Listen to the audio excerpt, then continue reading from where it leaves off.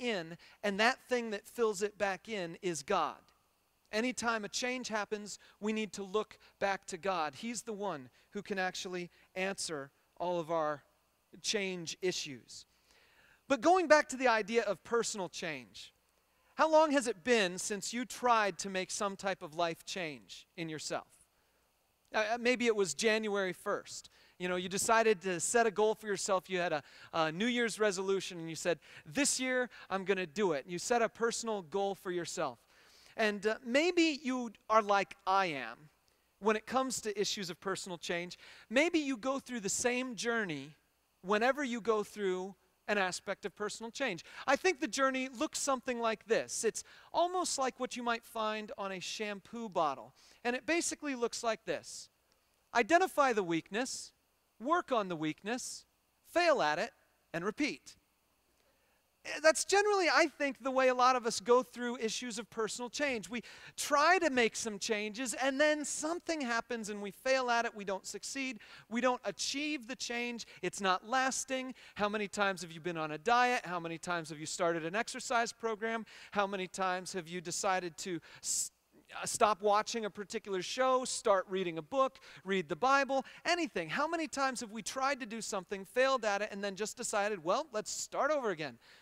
Yeah, eventually what happens is that we drain ourselves of the energy for change, and we drain ourselves of the energy for change, and we end up having this sense of either despair and depression or acceptance over the change, over the non-change, rather, I should say.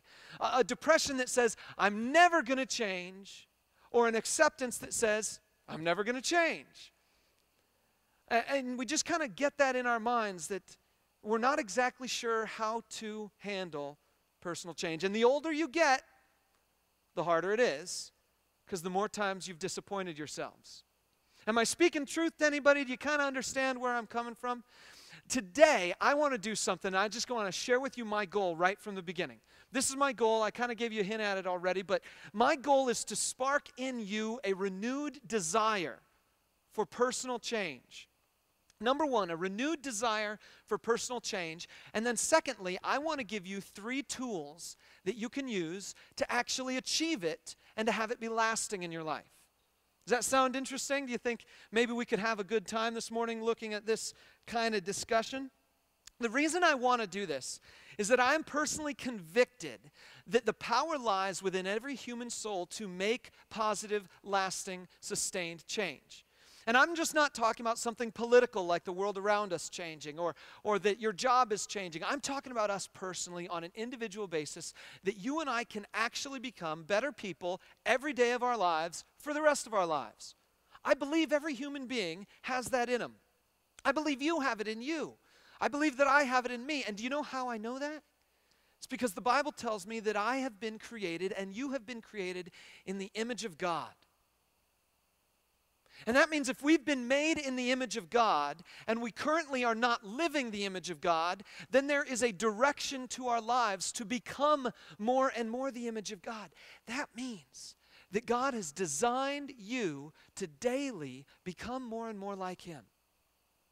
Every day. To become more and more like Him. And friends, we have no idea where the limits of that are. I mean, the Bible tells us that God is completely loving.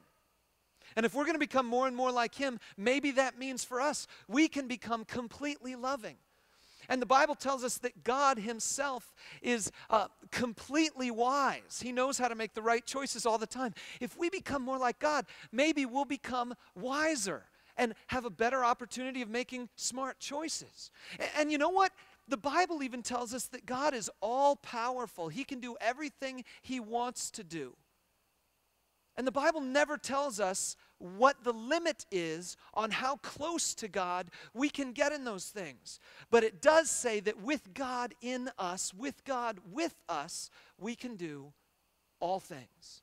Far more things than we have ever experienced to date. The Bible is a book that is not just about lists of rules and regulations and what to do and what not to do.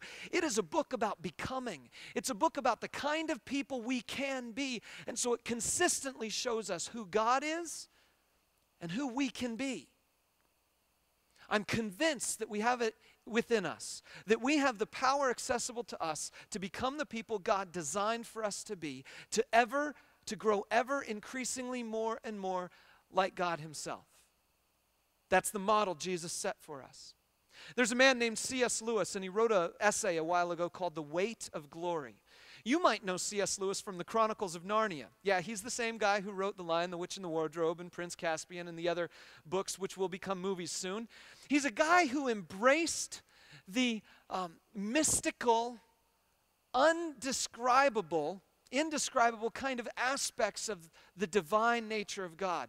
And so he tried to express them in things like fictional stories, but he also tried to get at them through things like essays and books that he wrote. He's an amazing Christian thinker, and I want to share with you the conclusion of this essay. The whole essay is called The Weight of Glory. And the whole idea of it is that you and I are one of these days going to receive glory from God. And whatever glory means, does it mean fame? Well, yeah, in a sense it does. It means that God is going to honor us with his own recognition. Does it mean something bright and shiny like the sun? Well, yeah, in a sense it does. That God is going to transform you and me. He's going to transform our physical bodies into something amazing that we can't even imagine, because we don't know what the human body is supposed to look like when it's perfect. But it's going to be cool. That's what it's all about. God is going to be giving us his own glory.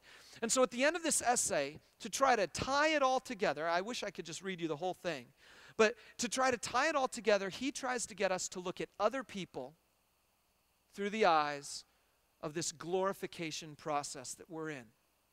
I'm going to read it for you. I'm going to put it up on the screen too. And I ask you to engage the academic side of your mind, because C.S. Lewis is a brilliant man, okay? Which means sometimes he writes in ways that are a little bit above our heads. But here's how it goes. He says, it may be possible for each to think too much of his own potential glory. Hereafter, it is hardly possible for him to think too often or too deeply about that of his neighbor. The load or weight or burden of my neighbor's glory should be laid daily on my back, a load so heavy that only humility can carry it, and the backs of the proud will be broken.